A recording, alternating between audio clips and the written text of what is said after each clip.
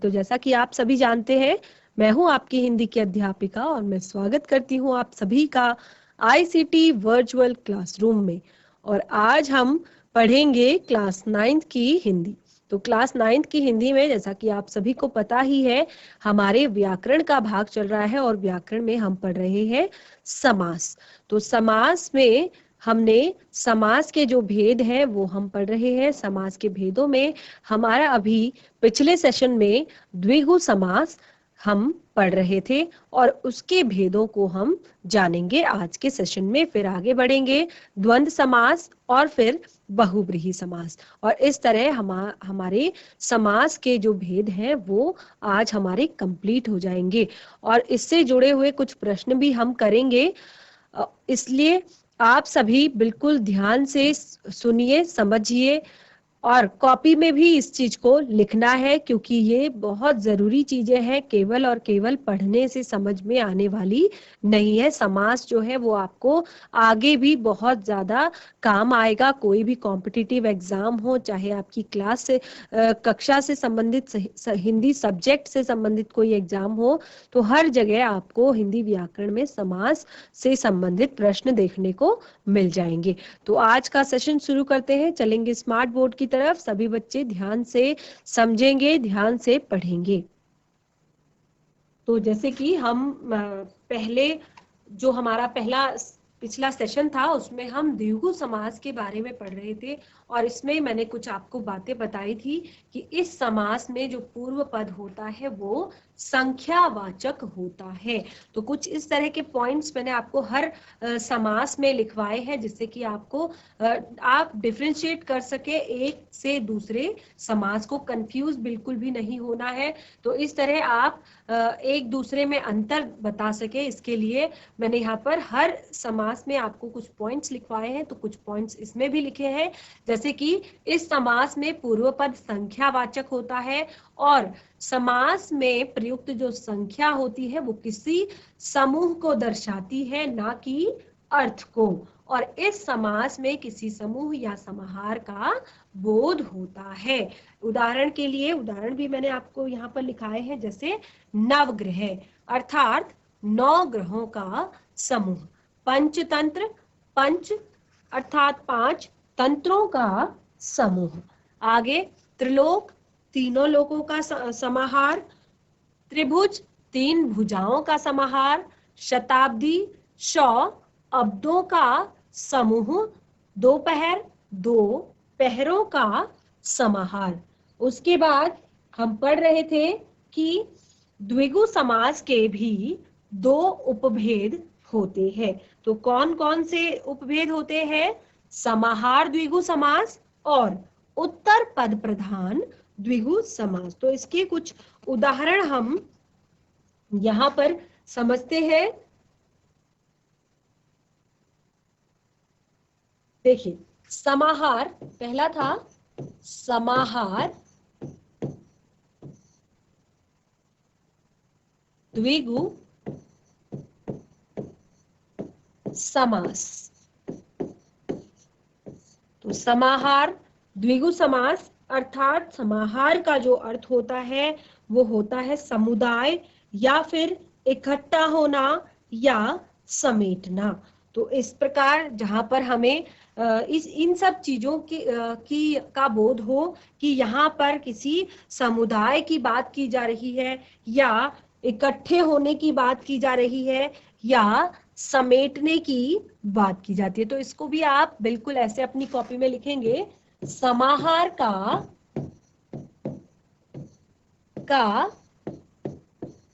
अर्थ होता है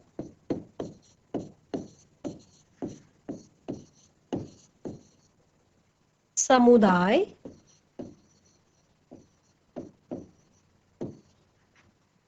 या इकट्ठा होना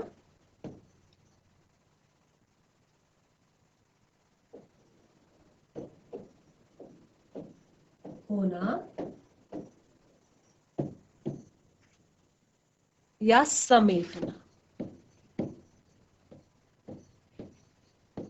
ठीक है, तो इस तरह कुछ एग्जाम्पल मैं आपको बताऊंगी इसके, जैसे तीनों लोकों का समाहार। तीनों लोकों का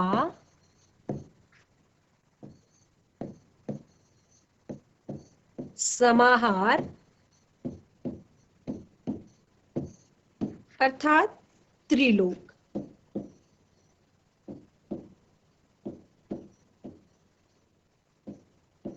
तीनों लोकों का समाहार अर्थात त्रिलोक।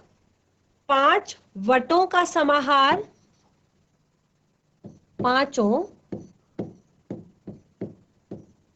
वटों का समाहार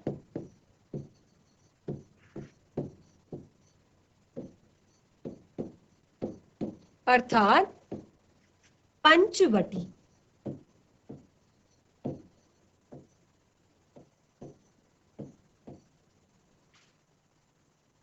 3 भुवनों का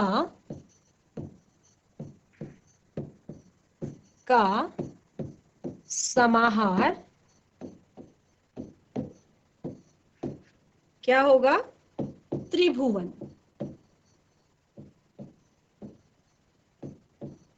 तो इस तरह जहां पर समाहार द्विगु समास वहां पर होगा जहां पर हमें समुदाय के या किसी चीज के इकट्ठा होने या समेटने का थोड़ा सा बोध होता है। तो जहां पर तीनों लोकों का समाहार अर्थात 3 लोक जहां पर मिल रहे हैं, इकट्ठा हो रहे हैं, तो वो है, उसे हम कहेंगे त्रिलोक।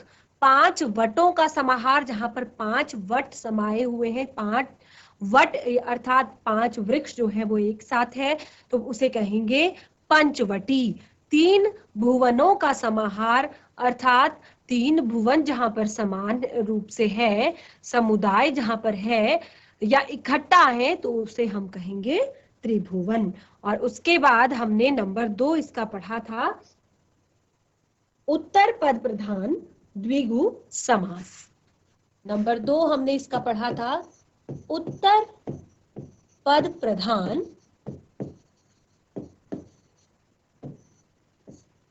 द्विगु समास। उत्तर पद प्रधान द्विगु समास ये 2 प्रकार के होते हैं, जहां पर बेटा या उत्पत्ति के अर्थों में, और दूसरा जहां पर सच में उत्तर पद पर जोर दिया जाता है। जैसे देखिए इसको, ये 2 प्रकार के होते हैं, 2 प्रकार के होते हैं। ठीक है, सबसे पहले या तो उत्पत्ति के अर्थ में,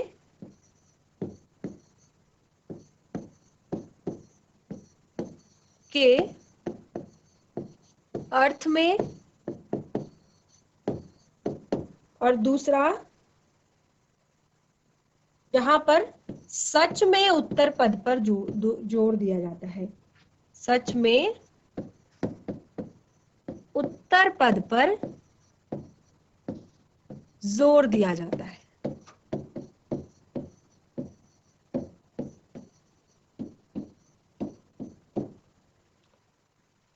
तो जैसे पहले वाले के बारे में हम अगर बात करें, उत्पत्ति के आधार पर हम अगर उदाहरण पढ़ें, तो 2 मां का अर्थात दुमाता।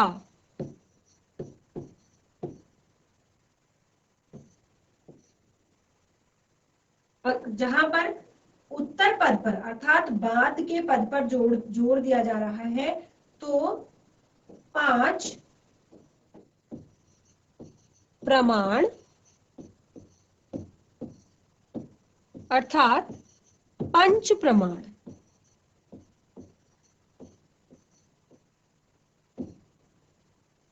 तो इस प्रकार हम द्विगु समास को समझते हैं, जिसके हमने 2 भेद भी बताए।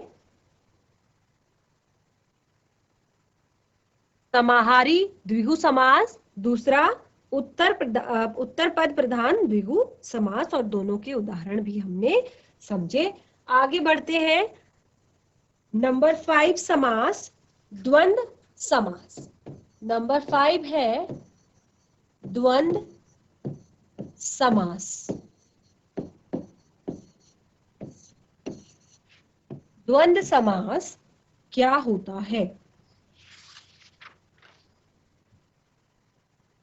देखिए, द्वंद्व समास में दोनों ही पद प्रधान होते हैं। सबसे पहले इस तरह आप पॉइंट लिखेंगे, क्योंकि जैसे कि मैं बार बार बोल रही हूँ, ये पॉइंट्स ही आपको अलग अलग पदों में अंतर करने में मदद करेंगे। अलग अलग पदों में आप अंतर कर सकते हैं, आप अलग अलग पदों को समझ सकते हैं।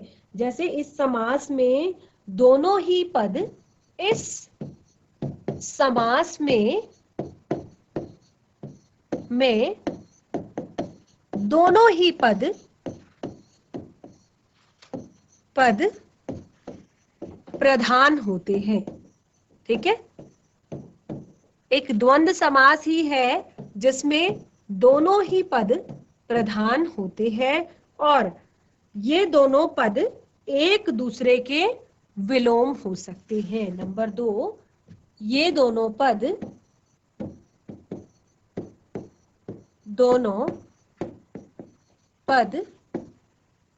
एक दूसरे के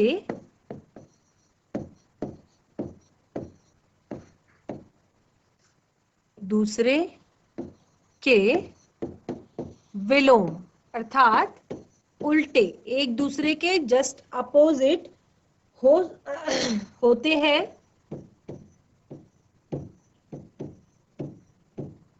लेकिन हमेशा नहीं। ठीक है, हमेशा नहीं।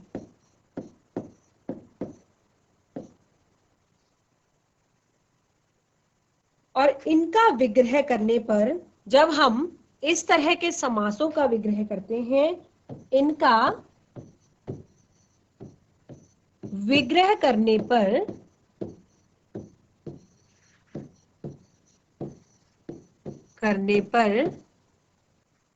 और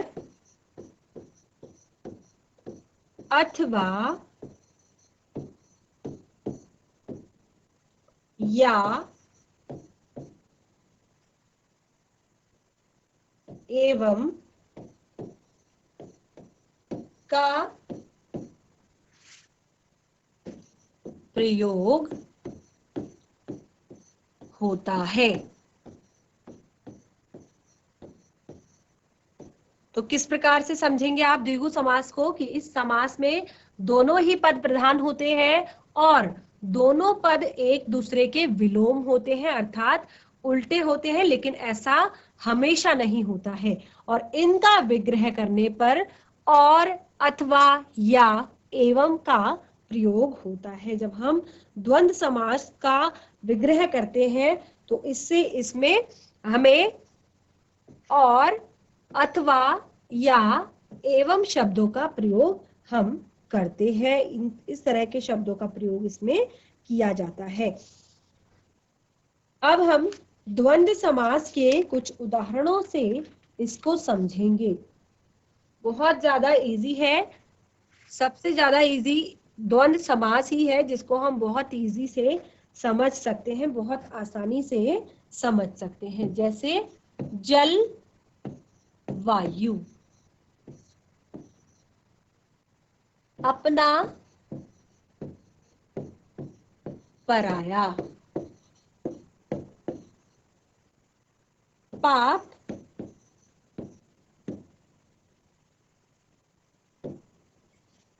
पुण्य,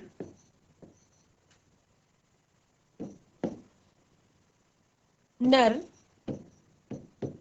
नारी, गुण दोष,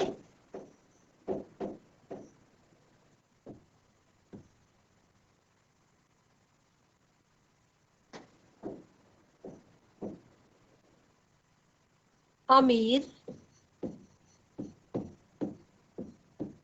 गरीब। तो जब हम इस प्रकार के शब्दों का विग्रह करेंगे तो जैसे यहाँ पर जल वायु है तो ये हो जाएगा जल और वायु। अपना पराया, अपना और पराया। पाप पुण्य, पाप और पुण्य। नर नारी, नर और नारी।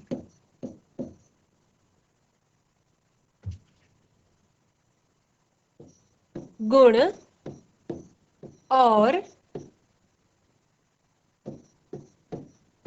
दोष। अमीर और गरीब।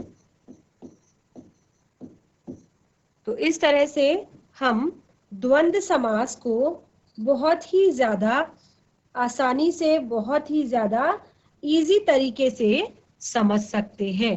इसके भी कुछ भेद हमें, उपभेद हमें बताए गए हैं, द्वंद्व समास के उपभेद।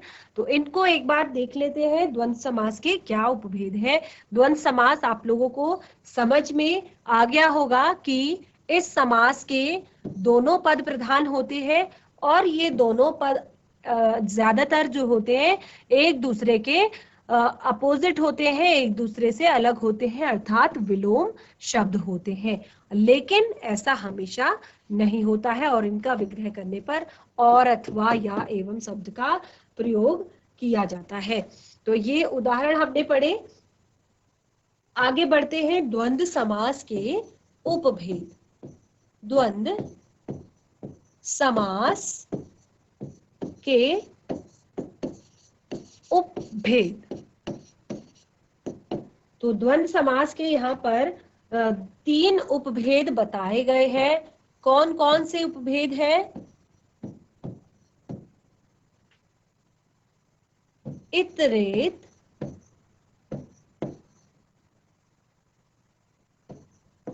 इतरेतर द्वंद्व समास।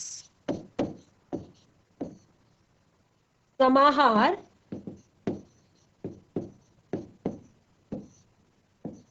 द्वंद्व समास। वैकल्पिक,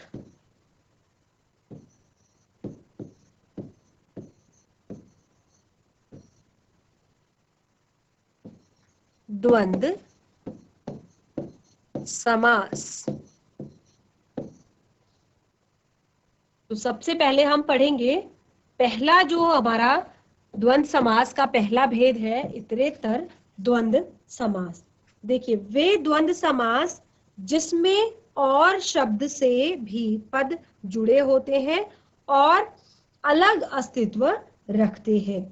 देखिए, इतरेतर समास वो होता है, इतरेतर द्वंद्व समास वो होता है जिसमें और शब्द से पद जुड़े हुए होते हैं और ये दोनों अपना अलग अलग अस्तित्व रखते हैं। इस समास से जो पद बनता है वो हमेशा बहुवचन में प्रयोग होता है और एक से क्योंकि वे 2 या 2 से अधिक पदों से मिलकर बने होते हैं। ठीक है, इसको एक बार इसको लिख लेते हैं। इतरेतर द्वंद्व समास।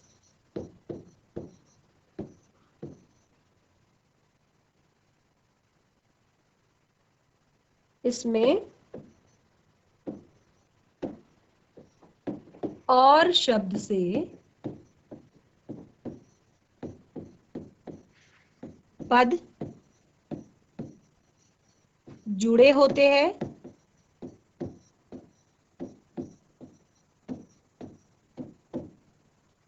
और दूसरा, इससे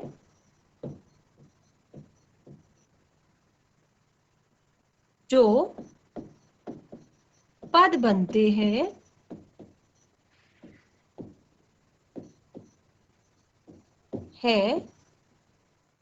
वो हमेशा बहुवचन में प्रयोग होते हैं। में प्रयोग होते हैं।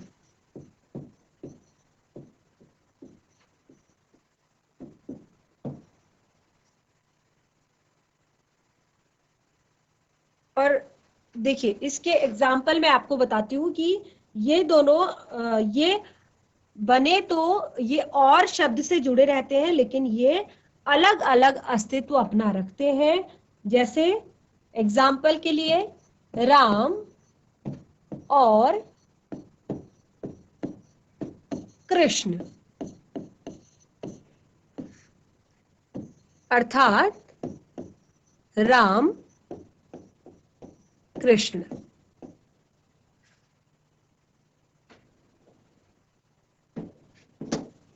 माँ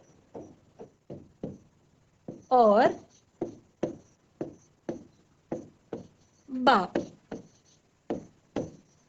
तो माँ बाप।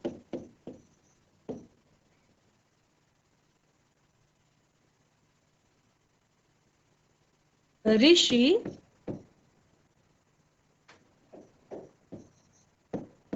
और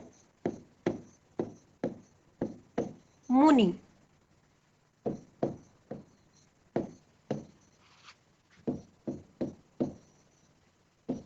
ऋषि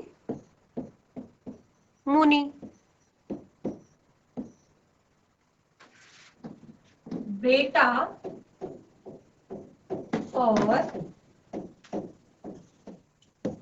बेटी,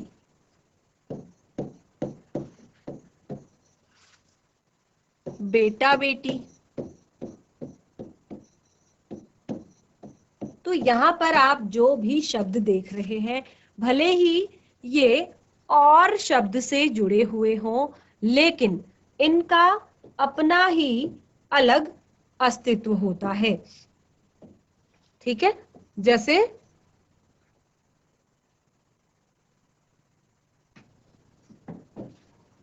राम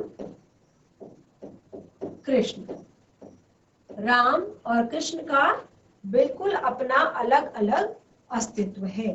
ठीक है, उसके बाद माँ और बाप, माँ जो है उनका अपना अलग अस्तित्व है और पिताजी जो है उनका अपना अलग अस्तित्व है। ऋषि और मुनि, ऋषि मुनि में ऋषि का अलग अस्तित्व है, मुनि का अलग अस्तित्व है। बेटा और बेटी, तो बेटा जो है उसका अपना अलग अस्तित्व है, बेटी उसका अपना अलग अस्तित्व है। दूसरा पढ़ेंगे समाहार द्वंद्व समास।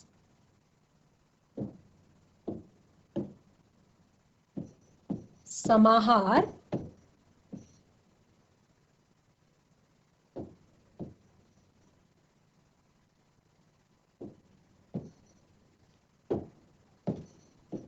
समाहार द्वंद्व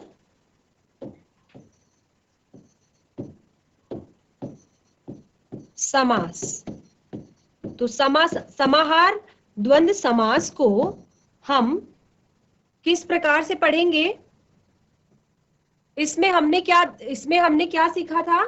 इसमें हमने सीखा कि इसमें शब्द और पद से जुड़े हुए होते हैं और जो दूसरा पद बनता है वो बहुवचन के रूप में प्रयोग होता है। तो समाहार में हम सबसे पहले मैंने समाहार का अर्थ आपको बताया था, समूह या समुदाय। तो समाहार का अर्थ सेम यही कि समाहार का अर्थ होता है समूह।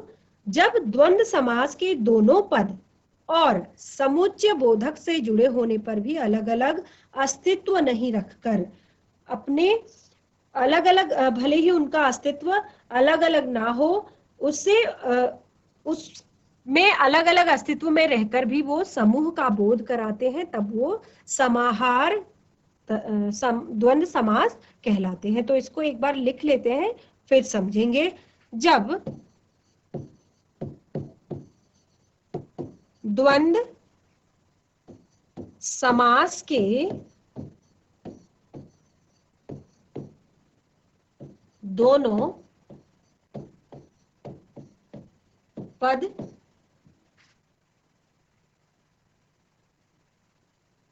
और समुच्चय से जुड़ा होने पर, और समुच्चय बोधक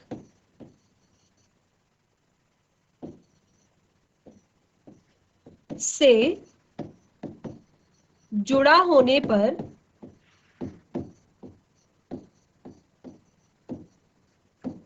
भी अलग अलग अस्तित्व, भले ही वो समाहार भले ही वो और समुच्चय बोधक जो शब्द है इससे जुड़े हुए हैं, लेकिन अलग अलग अस्तित्व नहीं रखकर समूह का बोध कराते हैं। अलग अलग अस्तित्व ना रखकर समूह का बोध कराते हैं, का बोध कराते हैं।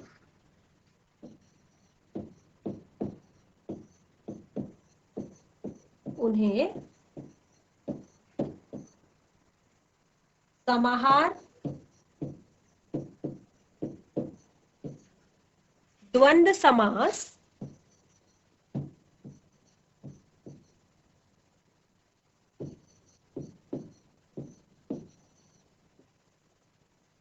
कहते हैं। तो ये हमने द्वंद्व समास पढ़े। इसके कुछ और एग्जाम्पल इसके भी हम पढ़ लेते हैं कि समाहार द्वंद्व समास के क्या एग्जाम्पल होते हैं। जैसे दाल और रोटी, ठीक है, दाल रोटी, हाथ और पांव। बिल्कुल भी कंफ्यूज नहीं होना है। आहार, निद्रा,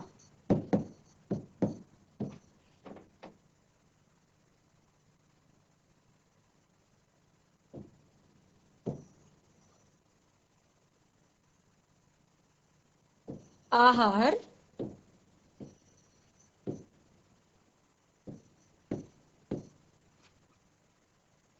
और निद्रा। तो आप बिल्कुल कंफ्यूज नहीं होंगे कि मैम ने पहले भी इसी तरह हमें यहाँ पर बताया था कि और आता है, लेकिन अलग अलग अस्तित्व दोनों का है। यहाँ पर भी बिल्कुल यही चीजें आपको बताई है कि और शब्द तो आता है, समुच्चय बोधक शब्द और आता है से जुड़े रहते हैं, लेकिन इसके बावजूद भी ये अपना अलग अलग अस्तित्व ना रखकर, जैसे राम और कृष्ण का अलग अलग अस्तित्व है, माता और पिता का अलग अलग अस्तित्व है, बेटा और बेटी का अलग अलग अस्तित्व है, लेकिन यहाँ पर समाहार में बताया है कि ये इसीलिए अलग अलग अस्तित्व नहीं रखते क्योंकि ये एक ही समूह से आते हैं, एक ही समुदाय के हैं। दाल और रोटी अर्थात दाल रोटी, दाल रोटी, तो दोनों ही भोजन से आहार संबंधित समुदाय से आते हैं। हाथ पांव, हाथ और पांव, हाथ पांव, तो ये बॉडी पार्ट्स है, शरीर के अंग है, दोनों बॉडी में ही होते हैं, हाथ और पांव। आहार और निद्रा अर्थात आहार निद्रा, तो आहार निद्रा जब खाने के बाद जो नींद आती है उसका भी बिल्कुल एक ही यहाँ पर कनेक्शन दिखाया गया है कि आहार निद्रा। तो इसीलिए क्योंकि ये अलग अलग अस्तित्व ना रखते हुए भी एक ही समुदाय के अंतर्गत आते हैं, इसीलिए इन्हें समाहार द्वंद्व समास का के उदाहरण के रूप में बताया गया है। नंबर 3 इसमें हमें बताया वैकल्पिक द्वंद्व समास। वैकल्पिक